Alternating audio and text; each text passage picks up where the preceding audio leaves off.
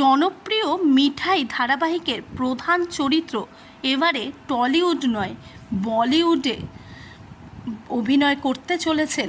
বিস্তারিত জানতে সঙ্গেই থাকুন, চ্যানেলটিকে সাবস্ক্রাইব করে রাখুন।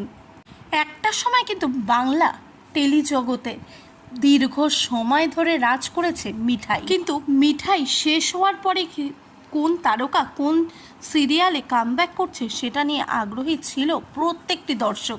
বেশিরভাগ মিঠাই ধারাবাহিকের তারকেরা বড় পর্দায় অথবা কোনো সিরিয়ালে কামব্যাক করেছে। তবে এবারে একেবারে বলিউডে চলে যাচ্ছে মোদক পরিবারের প্রধান সদস্য, মানে মোদক পরিবারের নাতি সাক্ষ্য, যার নাম হলো ধৃতিষ্মান চক্রবর্তী। সে ক্ষুদে অভিনেতা হলেও কিন্তু সে প্রচণ্ডই জনপ্রিয়। এই ক্ষুদে শিল্পী মিঠাই সিরিয়ালে কাজ করে প্রচুর জনপ্রিয়তা পেয়েছে। এর আগে কিন্তু তাকে দেখা গিয়েছিল বৌমা এক ঘরেতে।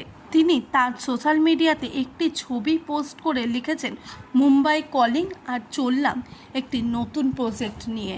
আর এই ধৃতিষ্মানকে দেখা যাবে কিন্তু মুম্বাইয়ের কোনো একটি সিরিয়াল অথবা কোনো ছোট পর্দা অথবা বড় পর্দার কোনো কাজের মাধ্যমে, কিন্তু সেই কাজ কোনটি এখনও অবধি জানা যায়নি।